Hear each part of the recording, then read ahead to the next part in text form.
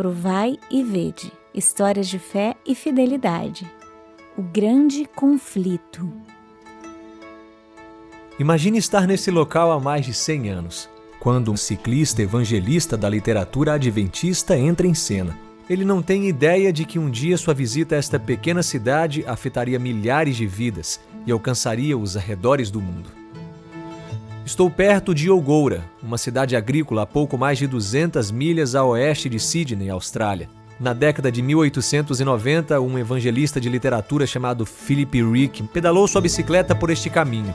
Ele conheceu Thomas Kent, um fazendeiro que acabou comprando esta cópia do Grande Conflito. O Sr. Kent ficou convencido sobre o sábado e começou a emprestar esse livro a seus agricultores vizinhos.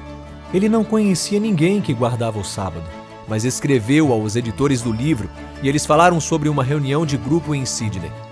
Ele foi visitar e foi batizado na Igreja Adventista do Sétimo Dia de Ashfield, em 1898.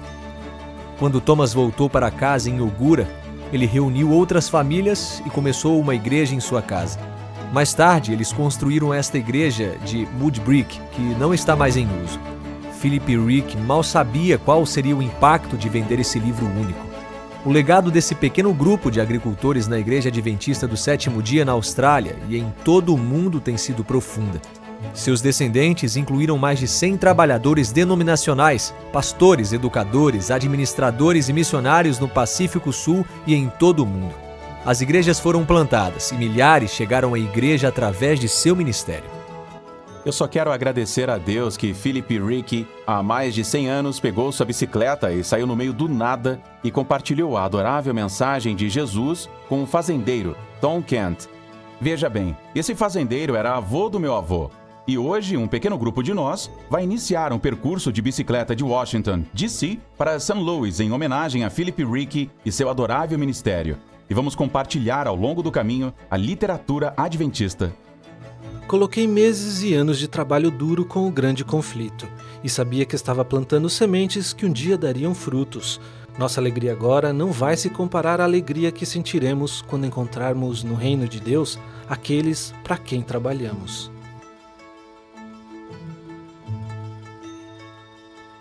Agora chegou a hora de adorarmos juntos através dos dízimos e ofertas. Bom sábado a todos. Vamos cantar o hino Ele Exaltado, continuando a adoração ao nosso Deus.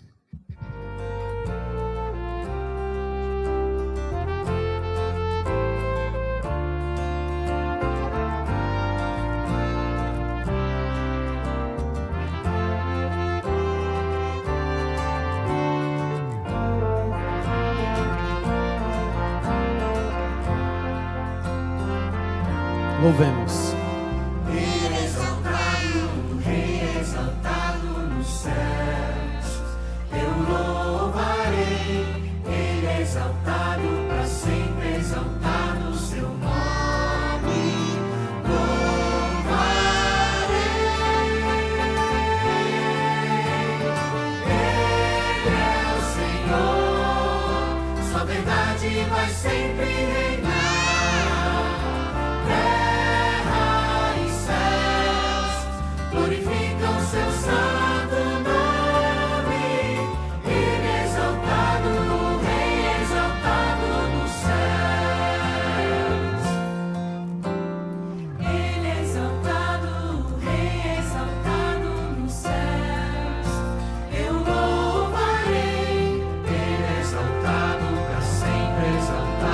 Seu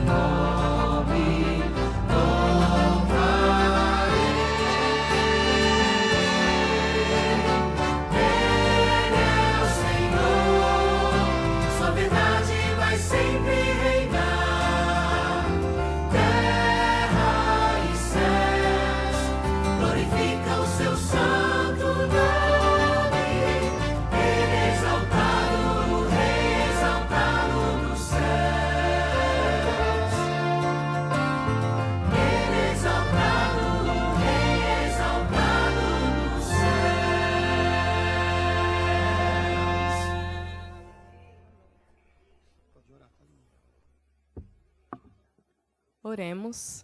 Santo, santo Deus, amado Pai, obrigado, Senhor, por mais um sábado, onde estamos aqui, te honrando e glorificando o seu santo e bom nome.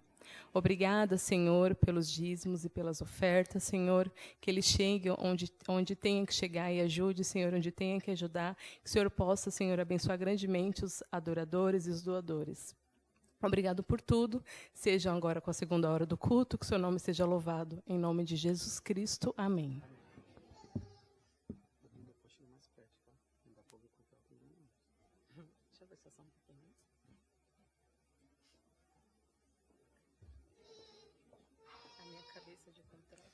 Continuando o louvor e adoração, cantaremos o hino Vaso de Honra.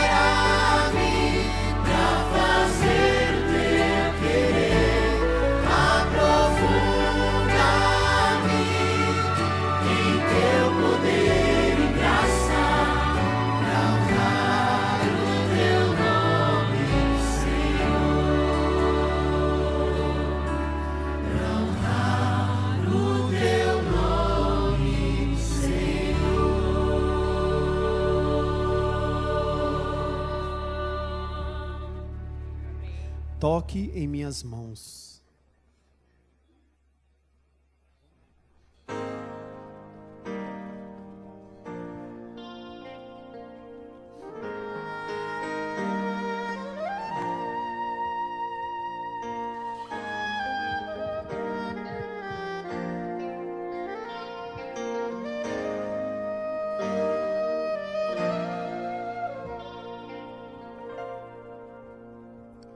O som de uma voz comparado ao trovão, o mundo na palma da mão, um grão de areia comparado ao mar, grandeza que não posso explicar. Por isso, Senhor, me achego a Ti, prostrado diante do altar. Eu sou pecador, Tu és Salvador, aceita o meu humilde louvor. Levanto as mãos em oração para alcançar Teu trono, ó Pai, toque em minhas mãos. Meu ser sorri ao imaginar Tuas mãos.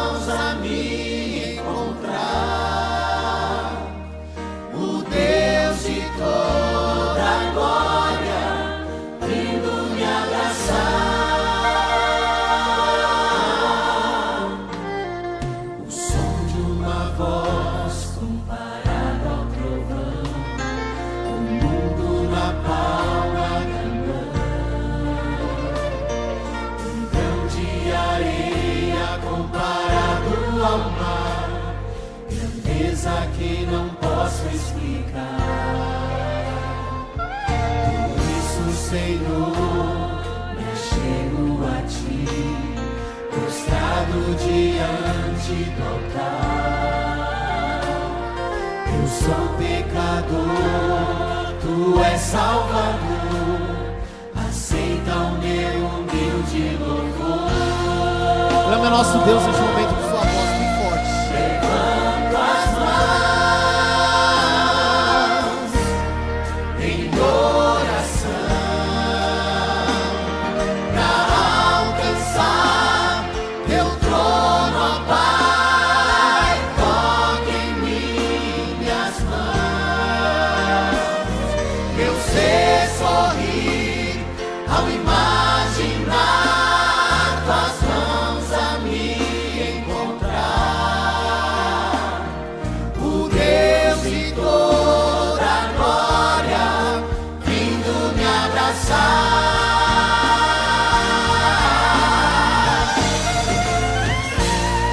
Levanto as mãos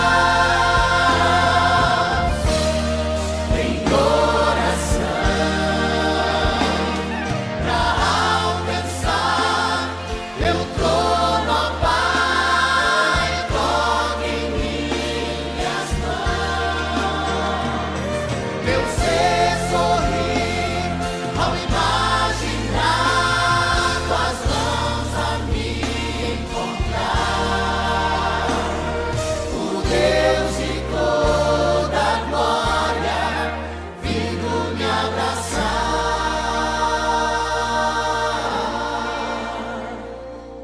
O Deus de toda a glória vindo me abraçar.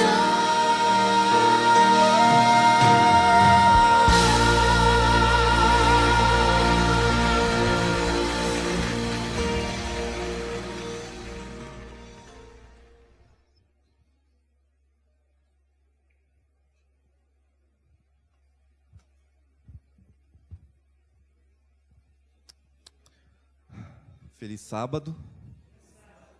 Que bom que você está aqui na casa do Pai para juntos adorarmos a Deus. Eu gostaria de, nesse momento especial de oração, agradecer a você que orou pela pequena Lua Clara, que teve um problema alérgico nessa semana, né? Nós oramos muito e graças a Deus a Lua já está melhor. A você que tem orado por todos os nossos irmãos que estão acamados, enfermos, pelos problemas sociais que nós temos. E também pela irmã Claudete, hoje especialmente, ela me procurou, dizendo que tem uma causa na justiça e que ela precisa resolver essa causa. Nós cremos que Deus é o nosso Deus, o Deus do impossível, que resolve todos os nossos problemas. Você acredita nisso? Nós vamos ajoelhar agora. Isso. Ela precisa receber a causa. Já ganhou e falta receber, né, irmã?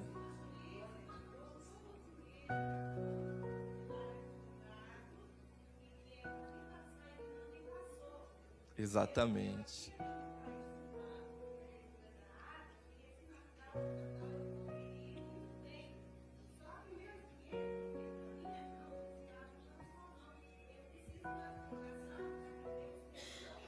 Amém. Então eu vou traduzir aqui, irmã, porque a irmã não está no microfone. Ela já ganhou a causa, porém os advogados não estão querendo repassar os valores dela. Então vamos orar para que Deus possa resolver esse problema. E se você tem algum problema que do ponto de vista humano é difícil de resolver, ou é até impossível, eu queria te convidar a vir até aqui à frente agora, para que nós de joelhos possamos orar por toda a nossa igreja, as nossas famílias, o nosso povo. Renovar a nossa fé de que existe um Deus que não entra em causa perdida, um Deus que resolve as nossas situações, as nossas angústias, os nossos desafios.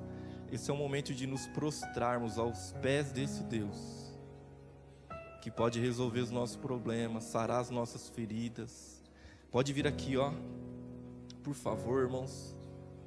Temos espaço aqui à frente. Um Deus que tem agido de maneira sobrenatural. Eu queria chamar o Vitão aqui à frente. Vitor,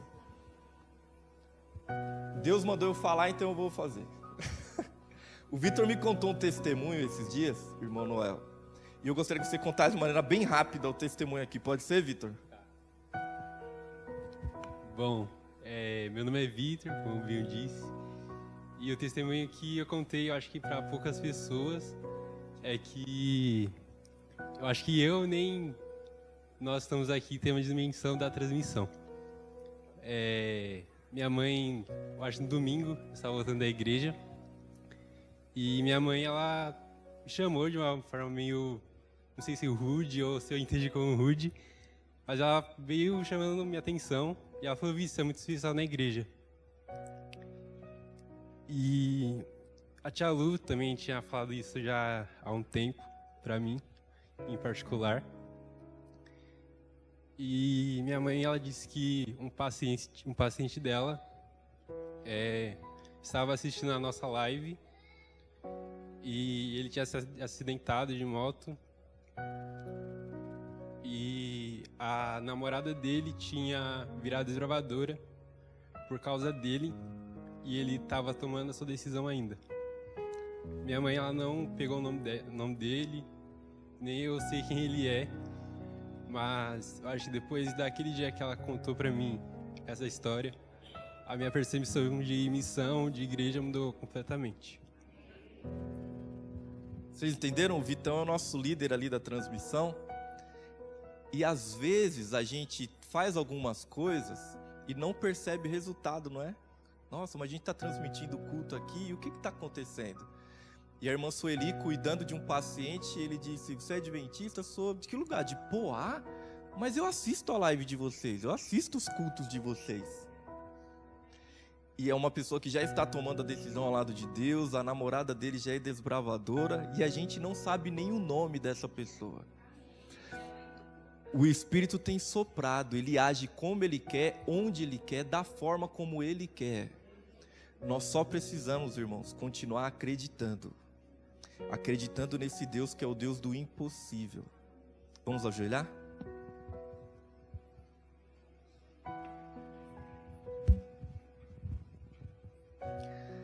Querido Deus,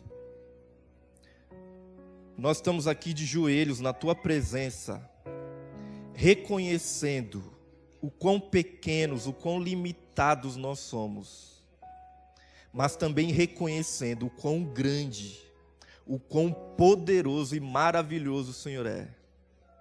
É por isso que nós saímos das nossas casas para esse ajuntamento solene, porque nós chegamos aqui à Tua presença cheios de dúvidas, angústias, tristezas, alegrias também e gratidão no coração, mas reconhecendo o quão carentes nós somos da Tua graça e da Tua presença. Reconhecendo que o Seu poder pode fazer diferença em nossas vidas. Reconhecendo que Jesus Cristo, de Nazaré, é resposta às nossas mais sinceras angústias. Reconhecendo que o Senhor nos alcança, assim como alcançou essa família lá no Tatuapé, que nós não sabemos nem o nome, nem quem são, de onde vêm, para onde vão. Mas reconhecendo que o Seu Santo Espírito tem soprado nessa igreja, em nosso meio, através de nós e apesar de quem nós somos. É por isso que estamos aqui de joelhos para Te agradecer, porque o Senhor tem agido no nosso meio. O Senhor tocou na vida da pequena Lua Clara e restabeleceu ali a respiração, a saúde, porque o Senhor é bom. O Senhor tem tocado nossas famílias de diversas formas.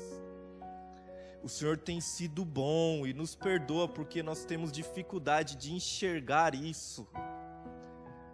O Senhor tem colocado alimento nas nossas mesas. O Senhor tem nos dado um trabalho, sustento, roupa para vestir, um teto para nos abrigar dessa chuva. Nos perdoa porque às vezes nós não reconhecemos, Pai. Muito obrigado porque o Senhor é bom.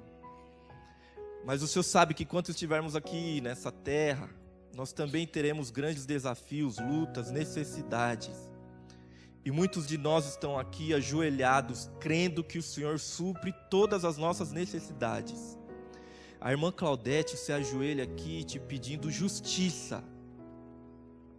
Senhor Deus, quantos de nós nos sentimos injustiçados nessa terra? Quantos de nós clamamos até quando? Até quando eu vou trabalhar e ver o corrupto prosperar? Até quando? Até quando eu serei um cidadão honesto, que paga as contas em dia, que respeita as pessoas, que não levanta a voz para ninguém, e continuarei sendo humilhado? Até quando? Aqui tem pessoas ajoelhadas na tua presença, clamando por diversos motivos. Até quando, Senhor? Que nós tenhamos a humildade de aguardar na tua presença, dizendo: esse é o nosso Deus a quem nós aguardamos. Ele é o reto juiz, Ele vai fazer justiça na nossa vida. Nós temos pessoas aqui clamando para a superação de vícios, pessoas aqui clamando para que salde as suas dívidas na segunda-feira, aquele boleto que ele tem para pagar. Nós temos pessoas aqui clamando por unidade na família, e eu também clamo por unidade na minha família e na minha igreja, para que nós sejamos um em oração, no estudo da palavra, na comunhão, no partir do pão. Nós temos pessoas aqui ajoelhadas porque precisam de saúde, pessoas que não sentem que têm um corpo saudável, alguns de nós que têm feito escolhas equivocadas quanto ao cardápio, aos hábitos. Por favor, nosso Deus, nos ajuda a melhorarmos, a avançarmos. Tem misericórdia de nós, nos ajuda a dar um passo de fé, caminhando na tua direção, dia após dia. Que nós possamos ouvir o Espírito Santo que nos diz: esse é o caminho, andai por ele. E que o seu Santo Espírito continue mostrando, assim como mostrou para a Sueli, para a família do Vitor, para o ministério do Vitor, de que o poder está nas suas mãos, que o Senhor age como o Senhor quer, do modo que o Senhor quer, alcançando quem o Senhor quer, e que nós não desistamos de continuar lançando sementes, seja lançando sementes através da transmissão de um culto, de um estudo bíblico, de um abraço, de uma mensagem, da oração secreta de madrugada pelas famílias da nossa igreja. Nos ajuda a continuar acreditando que isso tudo aqui é real, é de verdade, e que em breve nós vamos viver com Jesus Cristo a eternidade. É por Ele que nós te pedimos e já te agradecemos. Amém. Bom dia, igreja. Bom dia aos amigos que estão conosco na rede social.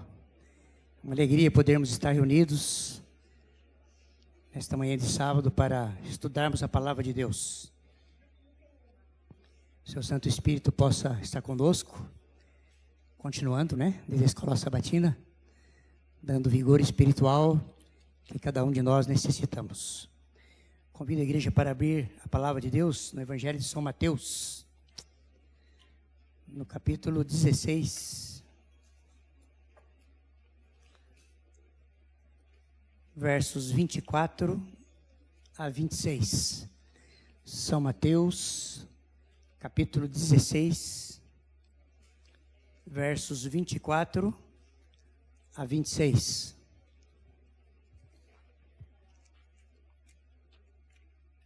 Então disse Jesus a seus discípulos: se alguém quer vir após mim, a si mesmo se negue, tome a sua cruz e siga-me. Porquanto quem quiser salvar a sua vida, perdê-la-á. E quem quiser perder a vida por minha causa, achá-la-á.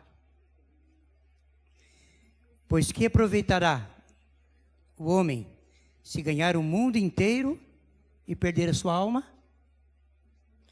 Ou que dará o homem em troca da sua alma?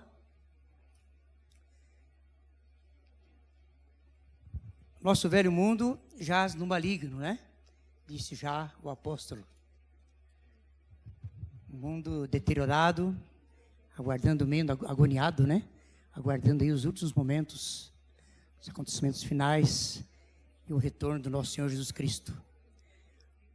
Cada um de nós e os homens, né, com a sua tendência a amar no coração, cada vez mais vivem em trevas, amam mais as trevas do que a luz. Muitos vivem numa miséria tremenda. A gente, quando sai para fazer uma visita e descobre alguém para dar um estudo bíblico, a gente fica horrorizado de ver a situação de algumas famílias, de algumas pessoas. Mas muitas dessas pessoas, às vezes, mesmo na condição de miséria, não conseguem reconhecer a soberania de Deus sobre a sua vida. Alguns ainda numa condição melhor financeiramente, não conseguem também reconhecer que a fonte da sua vida, a bênção da sua vida é Deus. Recusam a Deus. Porém, Deus faz um apelo tremendo a cada ser humano para uma decisão, a mais importante de toda a vida, para segui-lo ou não segui-lo. Nós vamos estudar nesta manhã o convite divino e as suas consequências. O meu papel, o teu papel como um ser humano, como um servo chamado por Deus, já alcançando a salvação, para ser também um instrumento dele em busca dessas pessoas, para levar o convite, para segui-lo ou não segui-lo. A salvação, portanto, ela envolve um discipulado. A minha e a tua condição de discípulo dentro da missão. Cada pessoa alcançada pela graça de Deus é feita por ele também um instrumento de salvação, para avisar outras pessoas, para o encontro delas, para, quem sabe como João Batista, tão oportuno, né, na nossa lição, mostrareis o Cordeiro de Deus que tira o pecado do mundo. Nós somos esse instrumento feito por Deus. E cada pessoa alcançada deve se colocar à disposição de Deus para cumprir essa missão. Nesses versos de hoje, Jesus iniciou dizendo: se alguém quiser vir após mim. Interessante, não? Jesus iniciar este verso com uma condicional. E por incrível que pareça, estamos mesmo batendo com a lição mesmo, né? Da mensagem, né? O mundo, uma vez estando aqui em pecado, no maligno, ele está totalmente perdido. É preciso um novo nascimento. Como João Batista falou, como Jesus disse a João Batista, a Nicodemos, digo, né? Necessário vos é nascer de novo. Todo mundo precisa nascer de novo. E esse nascimento, ele é um contínuo, né? Porque não é só uma vez nas águas do batismo, mas também uma renúncia diária. Mas a coisa mais incrível que eu acho do Evangelho, da lição que estudamos e da mensagem de hoje, é essa misericórdia divina. Se você quiser me seguir, se alguém quer vir após mim, então o convite está feito. Não é algo imposto, não é algo colocado sob pressão. Quantos nessa vida anseiam, né? Ter um encontro com Jesus e estarem preparados para a vida eterna. Em São João, capítulo 13, verso 35. Quiserem acompanhar conosco, Evangelho de São João 13, verso 35. Para todas essas pessoas que anseiam a salvação. Obrigado aí, a mídia nos ajuda tremendamente, né? Disse Jesus o quê? Nisto conhecerão que sois meus discípulos. Se tiverdes o quê? Amor. Essa é uma palavra muito profunda, não? Amor. Amor incondicional. Você que é capaz de amar uma pessoa com todos os seus defeitos? Você é capaz de amar uma pessoa que renuncia a tudo quanto você está fazendo de bem para ela? E Jesus vai entrar mais profundo nisso daqui, né? Porque uma coisa é uma pessoa de fora, mas nós temos também o problema da família, né?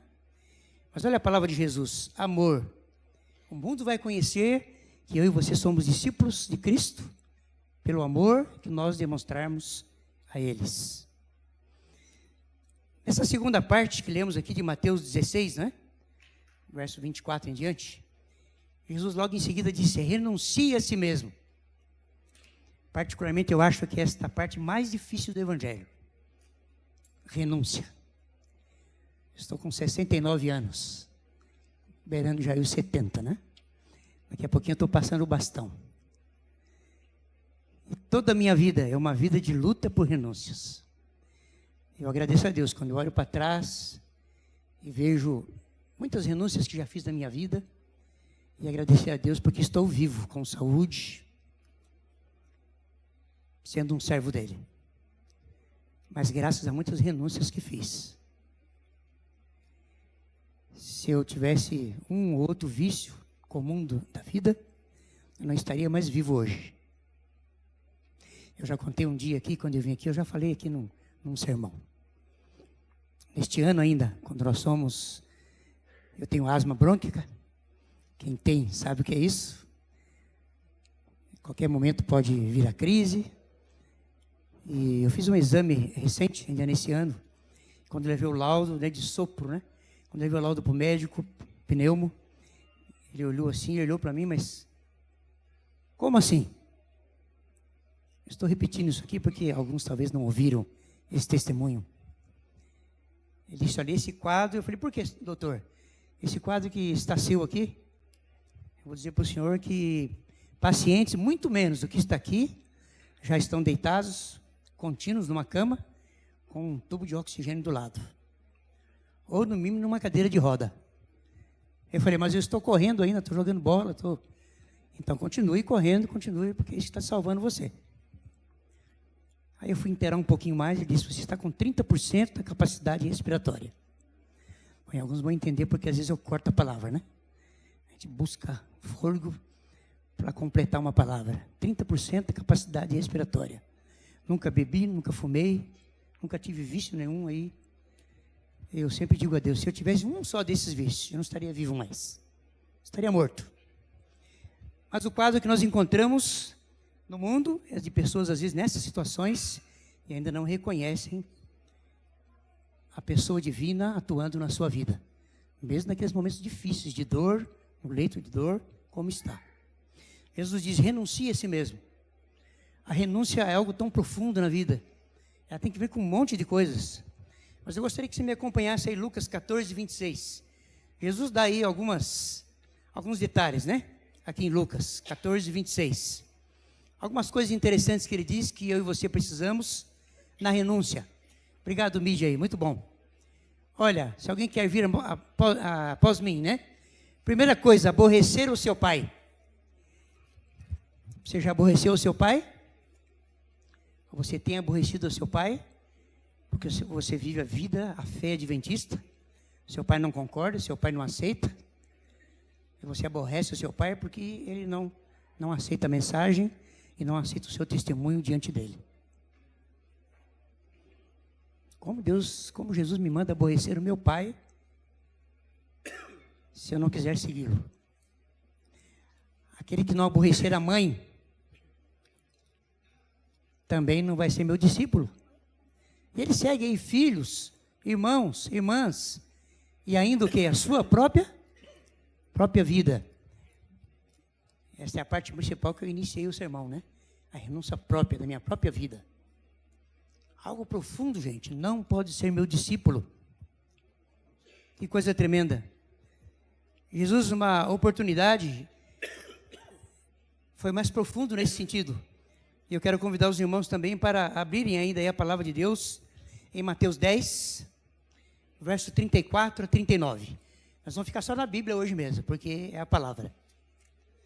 Mateus 10, 34 a 39. Ele abordou um pouquinho mais detalhes essa questão da renúncia pessoal. Ele já inicia este verso dizendo que não penseis que vim trazer paz à terra. Mas como? O evangelho não é o evangelho de libertação? Você não prega aí para as pessoas que Jesus veio libertá-lo? Como Jesus diz assim: eu vim trazer guerra, não vim trazer paz. Mas ele explica o porquê da guerra. E é a guerra que nós já lemos em outros versos, né, anteriores. Ele diz por quê? Não vim trazer paz, mas vim trazer o quê? A espada. E olha o verso seguinte. Por quê? O evangelho vai trazer uma divisão profunda entre o homem e seu pai. Por isso que ele disse, aquele que não deixar o pai por amor de mim, não é digno de mim. Então, o evangelho, a palavra de Deus, Jesus Cristo está dizendo nesta manhã ao seu coração. Você na rede social, né?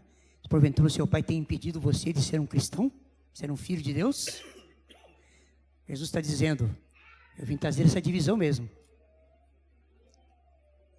Divisão entre o homem e seu pai, entre a filha e a sua mãe, entre a nora e a sua sogra. A família entra em guerra, porque Deus fez um chamado para alguém para servi-lo. E para servi-lo é preciso fazer uma renúncia. Renúncia em todos os âmbitos da vida. Renúncia pessoal, renúncia familiar, o pai, a mãe, os irmãos. Renúncia do emprego, do patrão, do trabalho. As renúncias, elas são longas, né? Mas algumas coisas destaca aqui nesse texto, né? Jesus veio trazer divisão. Divisão porque o evangelho, ele é preciso, é único e é verdadeiro. E ele não é 99,9% verdadeiro com apenas um pedacinho de erro. É 100% ou não é 100%? E eu preciso abrir o coração para aceitar a Deus. Então, por isso, ele veio trazer essa divisão. No finalzinho desse verso, ele diz, os inimigos de uma pessoa, o verso vai dizer aí, serão o quê? Os da sua própria? Olha que coisa interessante, irmãos, amigos, estão nos acompanhando aí na rede social. Quando você aceita o evangelho, os piores inimigos serão da própria família. Agora eu entendo bem, lá no passado, quando estava no ministério ainda, que a gente visitava famílias, e eu ouvi mais de uma vez, famílias católicas, famílias espíritas, outras famílias que a gente visitava, que hoje se tornaram da fé cristã. E eles diziam assim, pastor, quando eu era de tal igreja eu era feliz, mas agora que eu estou na igreja adventista, minha vida é um inferno. É assim mesmo? Você sabe que em parte é assim mesmo. Porque o inimigo é implacável.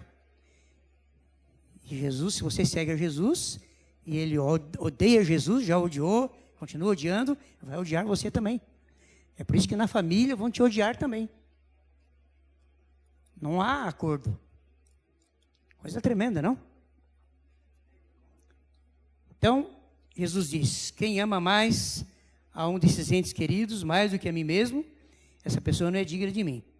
Mas ele aprofunda um pouquinho mais, né? Neste verso ainda aí, ele diz o que para nós? Quem não tomar o quê? A sua cruz e seguir-me não é digno de mim. Tomar a cruz. Qual que é a sua cruz desta manhã? Bem, falava na oração aqui de algumas necessidades que talvez você tenha aqui na igreja, talvez na rede social, os que ouviram. Quantas necessidades nós temos diante de Deus? Necessidades estas que nesse momento têm sido uma cruz para cada um de nós. É a nossa cruz pesada que temos que carregar. Mas precisamos renunciar a essa cruz também. E se essa cruz está me atrapalhando, está me impedindo de servir a Deus, eu tenho que renunciar, tomar a minha cruz, colocar nos ombros e seguir assim mesmo, do jeito que eu estou, para que Deus possa fazer a transformação necessária na minha vida e na tua vida. Lucas 14, 33. Tendo o mesmo contexto, mesmo assunto, Jesus dá mais um detalhezinho agora aqui, através de Lucas, no capítulo 14 de Lucas, verso 33, quando eu vou tirar apenas um núcleo aqui, né? Renunciar a tudo quanto possui. Está lá na tela também, você pode nos acompanhar. Todo aquele que dentre vós não renuncia a tudo quanto tem. Então, se você já está vencendo, está acompanhando aí a família, suas renúncias pessoais, alguns vícios, algumas coisas, Jesus vai um pouquinho mais além. Ele diz, você tem que renunciar tudo quanto tem. Alguns precisam renunciar tudo quanto tem. Para quem que Jesus falou isso? Para o jovem rico. E Jesus não queria que o jovem rico se dispusesse de todos os bens que ele tinha, desse tudo para os pobres e segui-lo. E pudesse segui-lo. Jesus foi no ponto auge do coração, porque ele estava agarrado às riquezas. Talvez alguma das necessidades da cruz que eu tenho, ou que você tenha, seja aquilo exatamente que você está agarrado ainda. Por isso ela se torna também a sua cruz. É a cruz que você carrega, você está agarrado àquilo e você não abre mão. Você sabe qual é a sua cruz. Jesus então vai mais profundo um pouquinho. Você precisa renunciar tudo quanto você tem. Pode ser finança, pode não ser finança. Pode ser um capricho próprio. Pode ser um vício que você tem e diz, não me faz mal. Eu vou seguir com ele assim mesmo. Não me impede de servir a Deus. Você precisa renunciar a si próprio, ele diz. Olha que coisa interessante. Ele aprofunda um pouquinho mais. Lá em Tito, capítulo 2, verso 11 a 13. Esses versos de Tito, eles dão uma harmonia com os pensamentos da renúncia que Jesus pediu para cada filho seu, quando quiser segui-lo. E aqui Tito menciona várias coisas. Eu vou citar apenas algumas delas, ou duas delas. Olha lá, diz a palavra. Porquanto a graça de Deus se manifestou o quê? Salvador aos homens. É o convite. Se alguém quer vir após mim. Você mostrou aí o evangelho pronto para todos. Educando-nos para que, renegadas a impiedade e as paixões mundanas. Eu vou me ater aqui nessas duas palavrinhas. A impiedade e as paixões mundanas. O ímpio, diz a palavra de Deus, é aquele que diz Deus não existe. Se você crê que Deus não existe, não importa com Deus, tudo que acontece na minha vida é algo do acaso. Pode acontecer comigo, com meu irmão, com meu pai, com a minha mãe, com meu vizinho. Ah, lá no funeral, não aconteceu com fulano, mas comigo não vai acontecer. Isso é acaso. Jesus diz que nós somos educados a renegar a impiedade. E mais um pouquinho ele diz as paixões mundanas. Tudo aquilo que o mundo oferece. O mundo é colorido, né? Eu já passei por lá também, jovens, né? Temos bastante jovens, juvenis nessa igreja. Adolescentes, bastante adolescentes, né? Graças a Deus. O mundo é colorido e é bonito. Como é gostoso. Tudo colorido. E nessa fase da vida a gente acha que isso é balela que o pai e a mãe falam, isso é balela. Essa palavra aí que o pastor fala, que o pregador está falando. Vamos viver a vida. E o indivíduo fez até uma música lá, né? Deixa a vida me levar. Vamos viver a paixão do jeito que ela é. Como a palavra de Deus é tão profunda, não?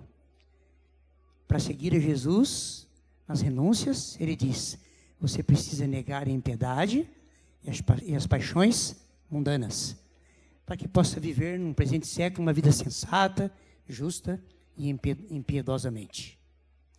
No verso original que nós lemos, em São Mateus, capítulo 10, verso 24 a 26, Jesus disse também, na questão da renúncia, tome a sua cruz e siga-me. E nós estamos falando um pouquinho dessa cruz aqui ainda. Olha lá, em Gálatas 6, verso 14. O que pode significar a cruz para você? Olha o que Paulo disse lá em Gálatas 6, 14. A história do apóstolo Paulo é conhecida, né? Porque ele era um judeu estritamente, né? Estado aos pés de Gamaliel, com toda a cultura, todo PhD, doutorado, tudo que tinha mais, né? Mas ele não aceitava a Jesus Cristo. E aqui eu vejo uma misericórdia tremenda, né, de Deus na vida do apóstolo Paulo, né? Como ele vai tão profundo, Deus, né? Teve que derrubar a Paulo do cavalo para poder ele aceitá-lo. E aí Paulo mais tarde escreveu: longe esteja de mim, Gálatas 6,14, longe esteja de mim gloriar-me o quê? Senão na cruz de nosso Senhor Jesus Cristo, pela qual o quê? O mundo está crucificado para mim e eu para o mundo. Com certeza, Paulo tinha suas dificuldades também na sua vida de jovem, né? Mas o mundo para Paulo não era o mesmo, talvez, que hoje muitas pessoas enfrentam, né? A dificuldade dele era religiosa, né? Ele era zeloso naquilo que ele queria, mas zeloso no erro. E para que Deus pudesse mostrar a verdade para ele, teve que derrubá-lo do cavalo. Depois que ele se converteu, se tornou o grande apóstolo Paulo, ele escreveu então aí, né? Não me glorio em nada de mim mesmo. Uma oportunidade ainda, antes de ser transformado, ele disse, se eu tivesse que me gloriar, não é? Eu ia me gloriar tudo aquilo que eu sou. Estudado aos pés de Gamaliel, não é? Homem letrado, culto, enfim, depois um monte de PhDs, né? Exatamente. Mas no final das contas, ele foi alcançado pela graça de Cristo. Como Deus é misericordioso. Deus, ele não elimina ninguém sem primeiro ter um plano de vida para a sua vida. Eu gostaria que você levasse esta palavra para casa hoje. Já, não é? Deus tem um plano de vida para você, desde que você nasceu. E Ele quer cumprir esse plano de vida na sua vida. Você tem que aceitar isso, o plano divino para a sua vida. Mas é preciso que você renuncie, né? Renuncie aquilo que mais você está agarrado para poder servi-lo. O que é seguir a Jesus? Se nós vemos lá em Deuteronômio, capítulo 16, e versículo 20, ali Moisés escrevendo vai dizer que seguir a justiça, né? Somente a justiça, para que vivam e herdem a terra que o Senhor, o Deus, lhes dá. Isto é seguir a justiça, 16, Deuteronômio, verso 20. Mas se nós vamos, por exemplo, aqui em Josué, capítulo 14, todo o capítulo, né? Mas o verso 8, por exemplo, quando Moisés pediu que os espias fossem olhar a terra de Canaã, e quando eles voltaram, apenas Josué e Calebe ficaram firmes naquilo que viram e no seu testemunho. E eu achei interessante esse verso aqui, eu quis anotá-lo, de Josué 14, 8, né? Ele diz, os meus irmãos que tinham ido comigo, amedrontaram o povo, mas eu perseverei em seguir o Senhor, meu Deus. O que é seguir a Jesus? É perseverar, é ser insistente, quando tudo ao nosso redor diz ao contrário. É ser persistente, quando mesmo depois de aceitar o Evangelho, estar vivendo a vida cristã, as coisas não estão indo tão bem para você. Você precisa ainda se adequar a algumas coisas que Deus espera de você. E às vezes as pessoas nos amedrontam, né? Aquele relatório dos espias que vieram lá de Canaã, amedrontaram o povo.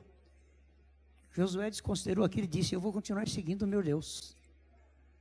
E apenas mostrou lá, né, o que eles tinham trazido, um cacho de uva e assim por diante. Mas olha que interessante, no mesmo capítulo de Josué 14, verso 14, olha a consequência disso. Josué 14, 14, verso 14. Olha qual foi a recompensa de Josué já naquele período, né? Portanto, Hebrom passou a pertencer a Calebe, filho de Jefoné, o quenezeu, em herança até o dia de hoje. Por quê? Visto que perseverara em seguir o Senhor, Deus de Israel. Qual foi a consequência? Ele foi firme, e depois que o povo atravessou o mar, atravessou lá o Rio Jordão, e ele ainda ficou labutando, ele ganhou o quinhão dele, que ele tinha pedido. Foi perseverante até o fim. Então, renunciar para seguir a Jesus, é preciso também persistir, mesmo quando tudo ao nosso redor diz que a coisa não está exatamente como estamos pensando, ou nos disseram que seria. Isaías, no capítulo 30, verso 21, eu amo muito este verso. Aqui é a voz do Espírito Santo. Eu creio de coração que o Espírito Santo trabalha de duas maneiras importantes na nossa vida. Uma maneira interna em uma maneira externa. Esse verso aqui mostra a maneira externa. O Espírito Santo, ele sempre é dado por Deus para mostrar que somos pecadores, precisamos da justiça de Cristo, precisamos crescer, precisamos abandonar isso, abandonar aquilo, fazer as renúncias necessárias. E ele trabalha externamente. E quando nós permitimos que ele entre em nossa vida, ele passa a agir interiormente. E aí acontece a transformação. Estava na classe hoje ali e pensei até em falar um pouquinho sobre isso. Estava o Herberson passando a lição, mas a gente comentou um pouquinho apenas. Né? Precisamos de João Batistas nos dias de hoje. Pregadores que não temem chamar o pecado pelo nome. Isso é uma responsabilidade muito grande, você vir aqui, nesse púlpito aqui, nessa parte. Você tem que trazer a mensagem que é de Deus, não é a sua mensagem, não é o que eu quero, não é o que eu pensei. É aquilo que Deus está mandando falar. E se às vezes algumas coisas são precisas, a gente tem que falar. João Batista é tido como o grande reformador da sua época. Chamar o pecado pelo nome. Isso não significa que você vai humilhar o seu irmão, não vai humilhar o seu pai, vai humilhar a sua mãe, vai humilhar o namorado, o noivo, vai humilhar o seu próximo. Não precisamos pisar em cima de ninguém. Porque Jesus já iniciou a mensagem dizendo que o amor é a parte primordial. Jesus amava todos. Ele nunca renegou ninguém. E nunca forçou ninguém a segui-lo, mesmo depois de uma cura feita. Mesmo depois de um milagre feito. Nós precisamos ter esse bom senso de compreendermos que Deus nos chama para segui-lo, para servi-lo, fazendo as renúncias necessárias na nossa vida, sem pensar, não é, que nós temos que fazê-lo simplesmente porque é uma imposição sobre nós. Não existe isso. Aqui diz Isaías 30, verso 21, quando desviares para a direita, quando desviares para a esquerda, os teus ouvidos ouvirão o quê?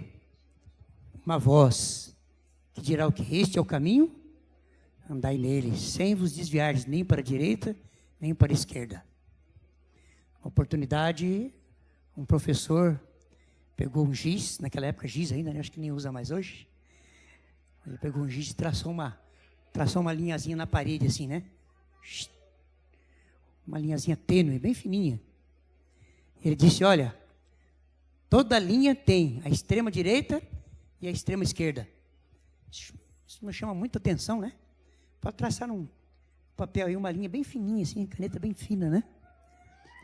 Nessa linha vai ter a extrema direita e a extrema esquerda.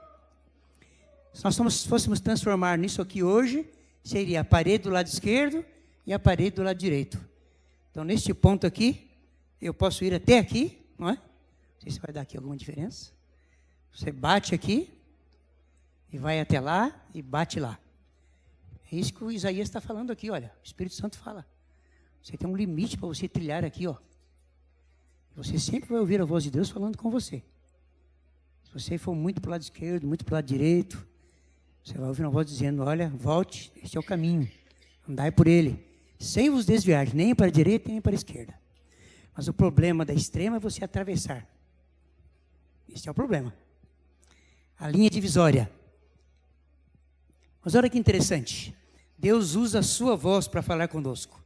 Jeremias 7, verso 23. Algumas coisas interessantes que a palavra de Deus coloca para nós. Aqui estava a questão do povo tinha sido levado para o cativeiro em Babilônia, e Deus agora estava trazendo uma libertação para aquele povo. E o linguajar aqui muda um pouquinho, é interessante, né? Olha, é interessante como a palavra de Deus diz. Mas isto lhes ordenei, dizendo, dai ouvidos à minha voz, eu serei o vosso Deus e vós sereis o meu povo. Andai em todo o caminho que eu vos ordeno, para que vos vá bem. Então, nós precisamos o quê? Tomar a nossa cruz, seguir a Jesus, necessitamos ouvir a sua voz e andarmos no caminho que Deus nos ordenar. Agora, algumas vezes, essas situações vão ser precárias para nós. Nós precisamos estar atentos a isso. Naquele contexto inicial de Mateus 10, 24 a 26, ainda falando daquele texto, Jesus diz: quem quiser salvar a sua vida, perdê-la. É algo interessante, né? Como é que eu quero salvar a minha vida e vou perdê-la? Nesse contexto aqui ainda lá, de Babilônia, né? O Espírito Santo falou àquele povo através do seu servo Jeremias. Mas antes disso aqui, lá no Velho Testamento, nós temos o caso de Elias, por exemplo. Como nós vamos entender esse contexto aqui? Não é? Salvar a vida para perdê-la. Ela tem dois contextos. Por exemplo, se você pegar Elias, né? Quando ele foi perseguido por Jezabel, a palavra de Deus diz que Elias, ele fugiu. Está lá em 1 Reis, capítulo 19, verso 3. 1 Reis 19, 3. Elias fugiu. Quando Acabe contou para Jezabel que a situação estava naquele pé de guerra, Elias, para salvar a sua vida, esse é um contexto, é um dos contextos. Para salvar a sua vida, ele fugiu. Às vezes, para salvar a nossa vida, nós fugimos. E é triste dizer que às vezes nós fugimos das coisas de Deus para salvar a nossa vida. É um contexto tão difícil, né? Mas para a nossa juventude ainda. Aqueles que estão na faculdade, estão enfrentando problema com o sábado. Aqueles que estão buscando emprego, enfrentam o problema do sábado para quando vai buscar um emprego, né? Não, aqui trabalha sábado. Às vezes você precisa, ou você foge das coisas de Deus para salvar a sua vida. Não, vou largar esse negócio de religião de lado, não está certo não. Eu ainda penso numa namorada, penso em casar, diz o jovem, né? Penso em meu futuro, ter meu carro, minha casa, eu quero minha faculdade.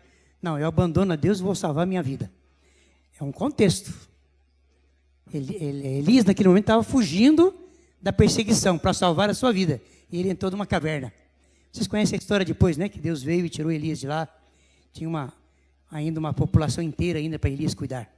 Mas olha que interessante aqui. Vamos lá em Jeremias capítulo 21, verso 8 e 9. Jeremias 21, 8 e 9.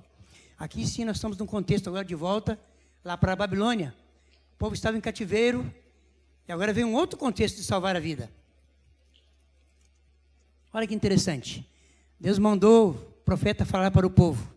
A este povo dirás, assim diz o Senhor: eis que ponho diante de vós o caminho da vida e o caminho da morte. Esse texto é bonito, né? Ele está lá em Deuteronômio e está citado novamente aí. O que ficar na cidade, vai acontecer o quê? Como é que diz o verso? O que ficar na cidade, vai morrer a espada. Diz para o meu povo em Babilônia, olha, é para vocês saírem. Aqueles que ficarem dentro da cidade vão morrer a espada. Mas o que diz mais? Ou vão ser consumidos pela fome, pela peste. Mas o que sair e render-se aos caldeus que vos cercam, viverá. A vida lhe será como despojo. É um outro contexto da vida. Agora é o contrário. Algumas pessoas renunciam a Deus para viver a sua vida. Então, ele ganha a vida, mas perde a vida eterna. Aqui é o contrário. As pessoas precisam renunciar às coisas boas que estão no mundo para seguir a Deus. Se ficar em Babilônia, morre. Se ficar como o mundo está, nas paixões mundanas, em tudo aquilo que está, vai morrer e é uma morte eterna. Mas se sair, se entregar, você vai viver. Um paradoxo, não é interessante? Marcos capítulo 8, 36. Jesus chamando a atenção para esse contexto da renúncia, de quem quiser segui-lo, precisa fazer uma renúncia. Ele diz aqui em Marcos capítulo 8, verso 36. Citado em outros versos também, não é? O que adianta uma pessoa ganhar o quê? O mundo inteiro e perder a sua alma? No final das contas, não resolve nada.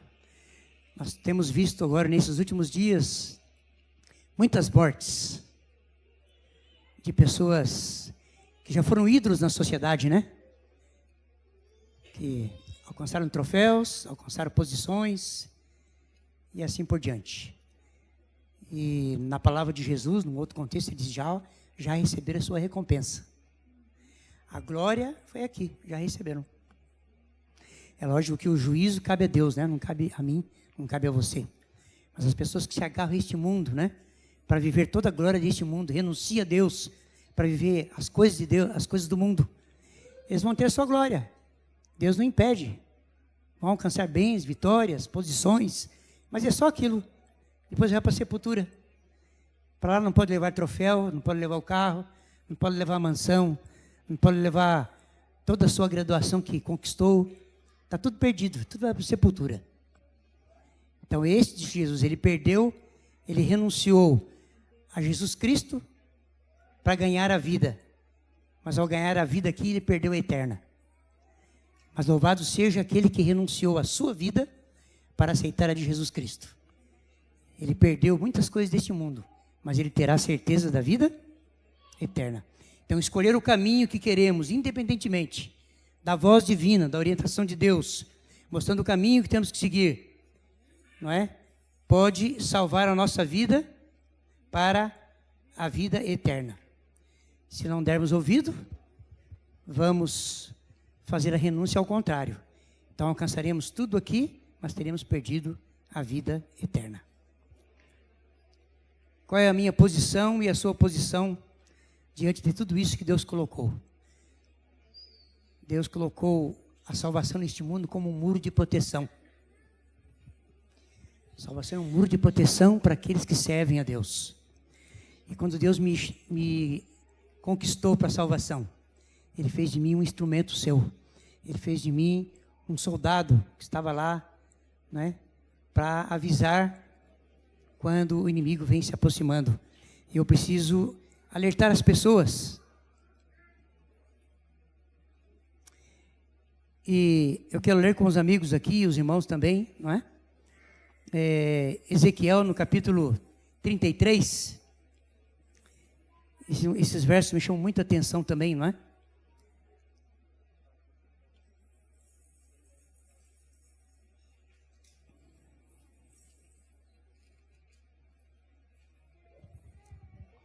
Ezequiel 33, verso 7. A ti, pois, ó filho do homem, te constituí por atalaia sobre a casa de Israel. Tu, pois, ouvirás a palavra da minha boca e lhes darás aviso da minha parte. Se eu disser ao perverso, ó perverso, certamente morrerás, e tu não falares para avisar o perverso do seu caminho, morrerá esse perverso na sua iniquidade, mas o seu sangue eu demandarei de ti. Isso é muito profundo, não? Deus colocou a salvação como um muro de proteção, mas Ele espera que a cada um daqueles a quem Ele conquista para a salvação, seja um instrumento seu para a salvação de outros. E eu e você precisamos nos colocar nessa condição, de avisar as pessoas que estão lá fora, dessa condição que Jesus colocou, de fazer renúncias para poder segui-lo, de largar algumas coisas que forem necessárias para poder seguir a Jesus e alcançar a vida eterna. E é tão claro esses versos, né? Se o ímpio não for advertido de que ele vai morrer pela condição de vida que ele vive, diz o profeta, né? Ele vai morrer, mas eu vou cobrar o sangue de você. Nesse mesmo capítulo aqui, que é grande, né? Não dá tempo de nós lermos todo ele, mas você pode ler um dia, ao chegar em casa, que é interessante ler todo o capítulo, né? Vamos ler alguns outros versos. Ele diz, por exemplo, verso 11, diz-lhes, tão certo quanto eu vivo, diz o Senhor, não tenho prazer na morte do perverso, mas em que o perverso se converta do seu caminho e viva. Convertei-vos dos vossos maus caminhos. Não é? Pois, porque a vez de morrer, ao casa de Israel. Tu, pois, filho do homem, dize aos filhos do teu povo, a justiça do justo não o livrará no dia da transgressão. Quanto à perversidade do perverso, não cairá por ela no dia em que se converter da sua perversidade. Nem o justo pela sua justiça poderá viver no dia em que pecar. Aqui há uma divisão profunda. Não é porque um dia eu aceitei Jesus e renunciei aparentemente tudo que Deus me pediu, desci nas águas, sou um filho seu, mas agora estou salvo para toda a eternidade. A Bíblia não prega isso. Uma vez salvo, sempre salvo. Entra João Batista de novo, né? É preciso nascer de novo. O nascimento ele é contínuo. Não é um dia do tanque do batismo. Ele continua depois no dia a dia. Todo dia eu preciso nascer de novo. Todo dia eu preciso fazer uma renúncia. Qual é a renúncia que hoje eu tenho na minha vida que eu preciso fazer? Eu sei. Eu tenho brigado bastante com Deus em oração, que eu preciso renunciar. E é com jejum, com oração, com muita briga. Você sabe qual é a renúncia que Deus pede para você nesta manhã? Para você libertar você daquilo que você está renunciando à sua vida para ter a vida eterna. E olha que interessante como ele diz aqui, né? Ele fala, a justiça que eu recebi um dia em Jesus, ela não me dá direito para a vida eterna para sempre. Todo esse capítulo aqui mostra depois. Se uma vez salvo, depois eu pecar, eu tenho que continuar confessando os pecados, continuar renascendo de novo, sempre me arrependendo, buscando uma nova transformação de vida. Se isso não acontecer, eu não estarei do lado dos salvos. E do mesmo lado, o lado contrário, não é? Aquele que está perdido, não está perdido para sempre. Enquanto a vida há esperança.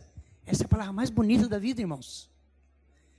Nós tivemos recentemente aqui uma família que estava dando um estudo bíblico, que foi pedido de oração aqui muitas vezes, né? E numa manhã dessa de sábado aqui, o pastor veio e fez a proposta para a igreja, para nós aceitarmos o irmão José Freitas como membro desta igreja. 9 anos no leito de dor. O médico já tinha desenganado. Isso aí é para a morte. Não tem mais jeito. Eu conversei bastante com a esposa, conversei com a filha, e falei com o irmão Roberto, que é nossa dupla de ação missionária, nós vamos fazer eu vou fazer um trabalho pastoral com ele.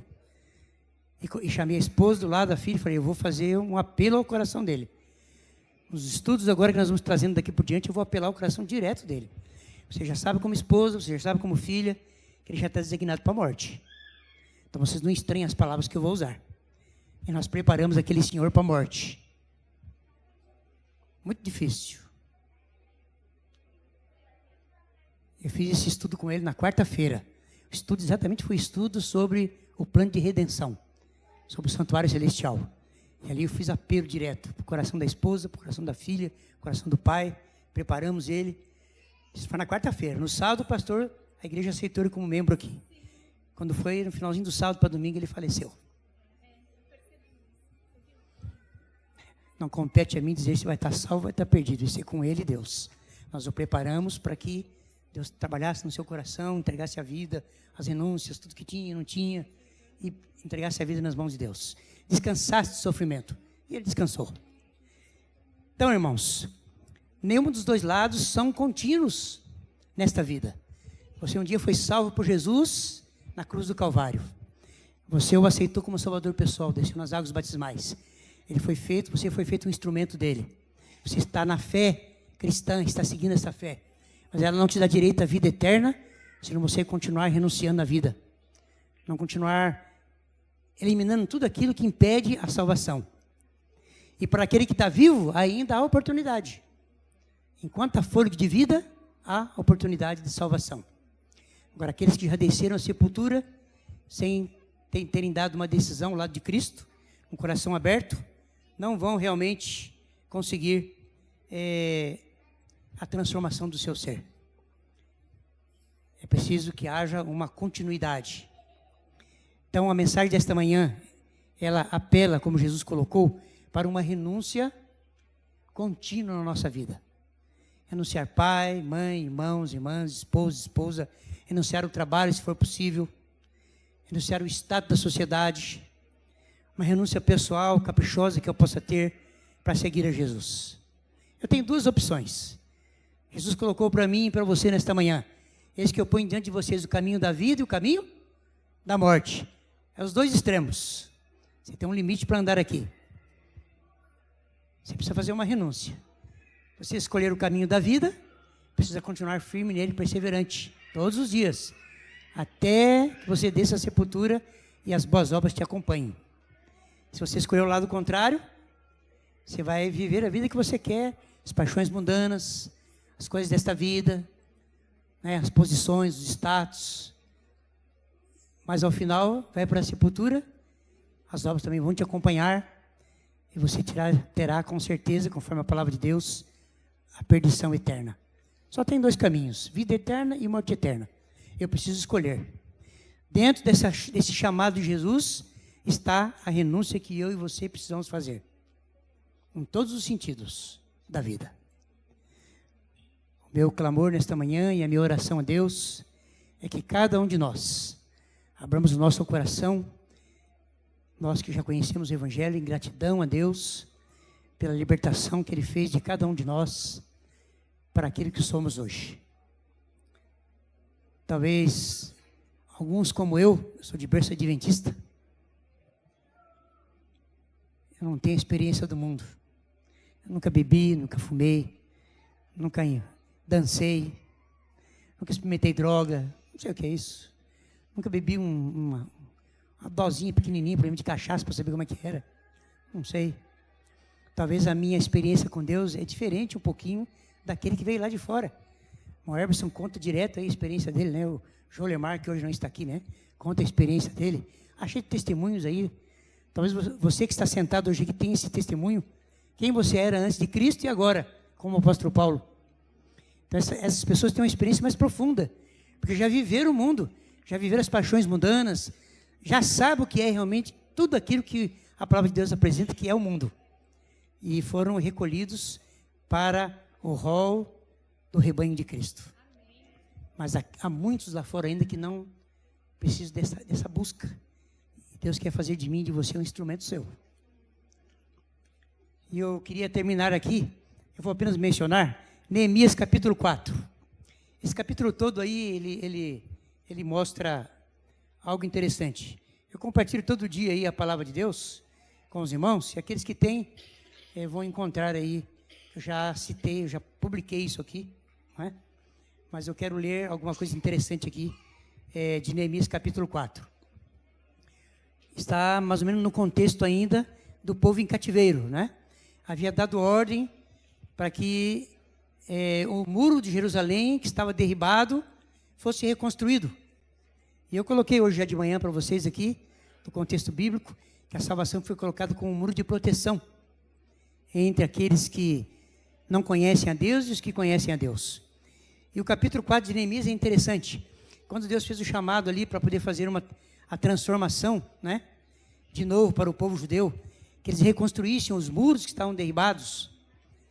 O capítulo 4, ele tem muitas orientações. Se você ler assim rapidamente, você pode até dizer assim, mas para que tudo isso, né? Para que todo esse capítulo aqui? Para que? Não entendi nada. Mas algumas coisas chamam a atenção ali. E eu vou só citar essas coisas que citam ali, não é? Quando aqueles que se envolveram para construir o muro de Jerusalém, ali estavam sumos sacerdotes, marque para você depois ler lá no capítulo 4, ali estavam sumos sacerdotes que se envolveram para a reconstrução do muro. E um detalhe interessante, reconstruir o muro de frente onde eles estavam morando. Talvez Deus está chamando você hoje para reconstruir o muro de salvação para o seu vizinho de frente da sua casa. Ou talvez o vizinho do lado. Ele precisa que você atue desta maneira. Ali estavam governadores, o capítulo 4 menciona sobre isso. Ali estavam governadores, ali estavam reis, ali estavam, enfim, uma infinidade, filhos de sacerdotes. Ali menciona um porteiro, e diz que a sua filha também se envolveu na reconstrução do muro de frente da sua casa. Quando você for ler o capítulo 4, você tem isso em mente. Os detalhes é isso daí. É que Deus chamou as pessoas para atuarem naquilo que Deus as chamou, ali naquela posição. Todos somos chamados a reconstruir um muro. Deus tem um chamado para mim e para você nesta manhã, para sermos instrumentos seus. E eu concluo essa mensagem dizendo que Deus me abençoe e te abençoe, para que a gente cumpra a nossa parte naquilo que nos corresponde. Há muitas maneiras de você evangelizar. Muitas. Eu tenho uma sobrinha, doutora Alexandre, né? Que também é advogada. talvez a senhora conheça até, né? A doutora Vanessa. Passou pela mente o sobrenome. É advogada, né? Atua aqui também na região. E eu fico, nas minhas orações, sempre falo, Senhor, abençoe que a Vanessa testemunhe na sua área. Mas se é tão fácil o Noel ir lá testemunhar para um juiz, testemunhar para um advogado, meio complicado, né? Mas vocês têm a possibilidade de testemunhar diante de juiz.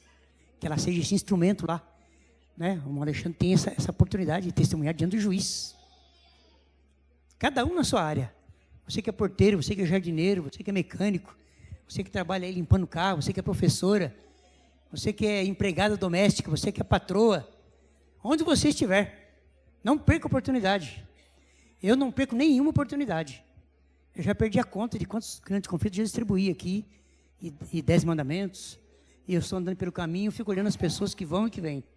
Uma vez, 2 vezes, 3 vezes, talvez na 4ª vez eu já abordo uma. E ali nós já vamos já preparando para estudo bíblico. Nós temos umas quantas já aí sendo preparadas. De joelho, orando, para Deus abrir a porta para a gente continuar dando estudo bíblico. Então não perca a oportunidade, onde você estiver. Concluo aqui com a mensagem de Neemias 4. Onde você estiver, reconstrua o muro onde você estiver. De frente da sua casa ou onde estiver, tá bom? Deus me abençoe e te abençoe. É o meu desejo e a minha oração nesta manhã. Louvado seja Deus. Amém. Vamos colocar de pé, cantarmos hino Restaura, é isso?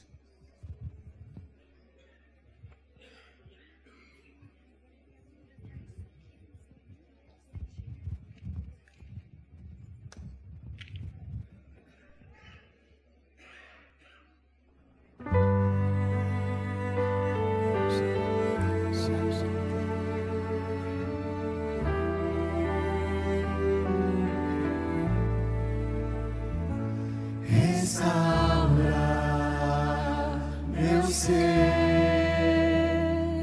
restaura meu viver, restaura minha consagração, restaura meu quebrantado coração, restaura meus sonhos,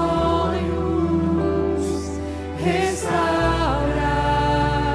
os meus planos, Senhor, restaura minha vida por completo, para que todos saibam que Tu és meu Deus, porque